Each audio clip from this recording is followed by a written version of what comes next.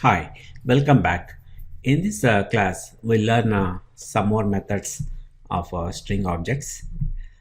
Here, let us say find. Find is a method to find a substring within a string. And also there's another method called index, which is almost similar to find. And there's a replace method. These are replacing the a string, a substring with another substring. And these are all the is methods.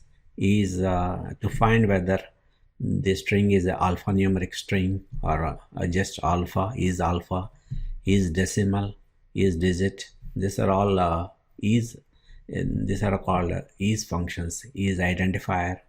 Is it is all lower? Is all upper? Is all numeric? Or is all printable? Or is all space? All these are simple methods. We'll see some of them. Let us start with some code examples.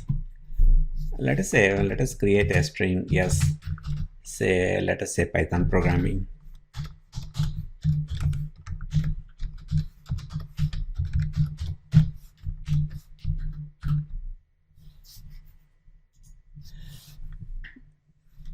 We can find a substring by using this method find, f.find, and we can pass the substring. Let us find mm, and if you say mm, it will give you the location of that substring mm.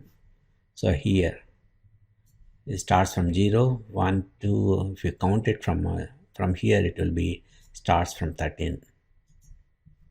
So then it gives the index location where this substring starts.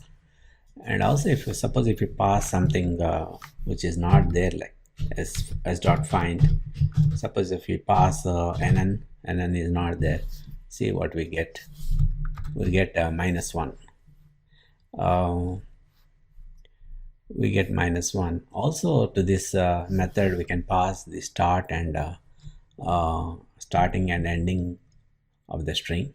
We need not look in the whole string. We can just pass the starting and ending.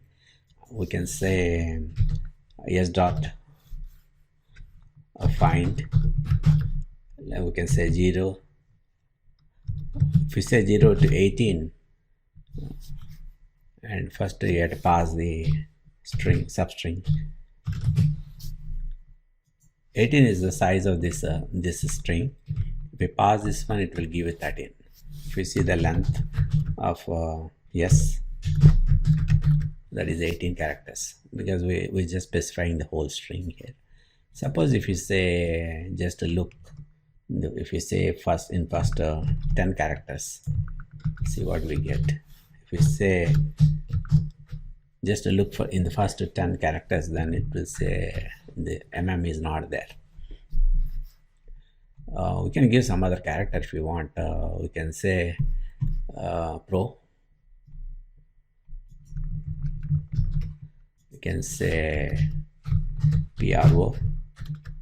It says it is at location 7. And also, I mean, this method is to find the exact location of the substring. Suppose if you just want to know whether a substring is existing in the given string, we can. There's another method, and actually there's an operator called in operator. We can say mm in yes. It gives a true because mm is there in the string. And the string is Python programming. Mm is there, so we got a true.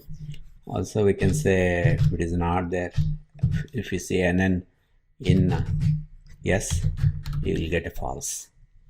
If we just want to find whether the substring is present in a string, we can use this operator. It's called in operator. I think we saw this before. Then let us say in the next method, index method. What is the index method? Suppose let us say use yes and use the same example index, and if you are looking for the substring m, it will give you exactly what we got from find. It is at location 13, the index 13. Only thing is there's a small difference between a find and index. If the substring is not there, then it will raise an error.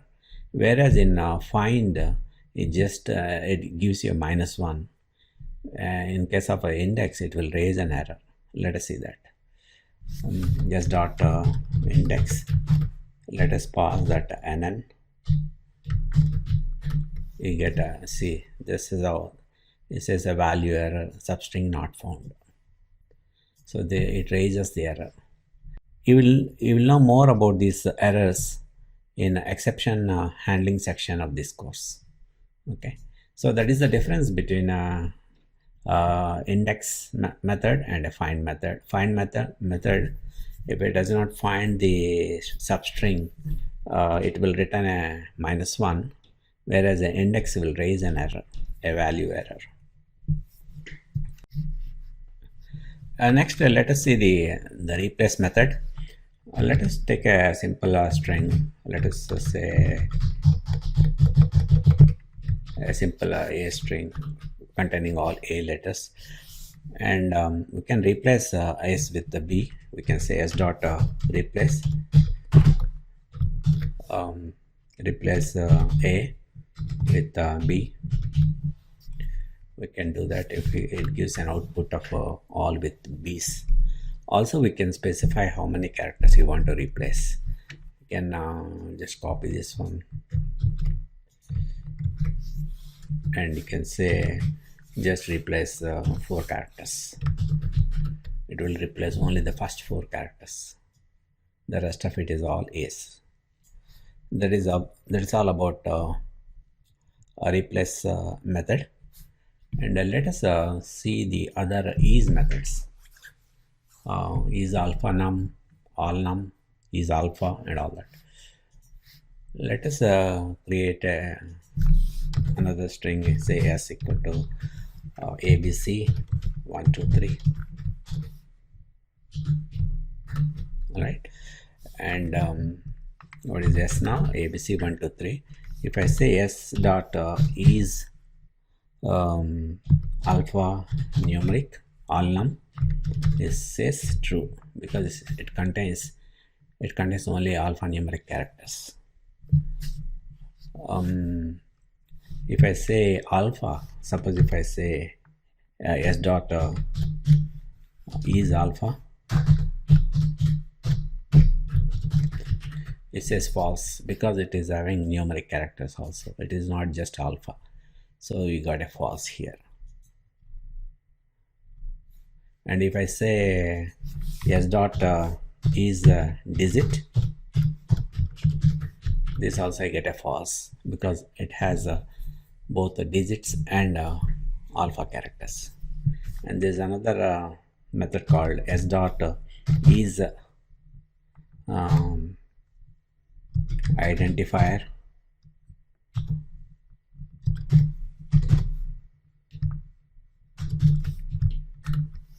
It says true. It's that s is the string is a identifier. It's a valid name for any variables or objects because it's starting with a alpha character. What are do you remember the rules of creating variables? Object names. Object names must contain only letters, capital letters A to Z and small letters A to Z, and numerical characters from 0 to 9, and also underscore. Only these characters. So it is having only the numerical only alphanumeric characters. This is perfectly okay. The other rule is it must not start with a number. We cannot say as 3 apples. That is not a valid because it's starting with a numerical number. So this method is identifier is a method to find whether the given string is a valid identifier, valid name for Python objects. Something called, let us say we create a string with spaces. and there's a method called is space is says true.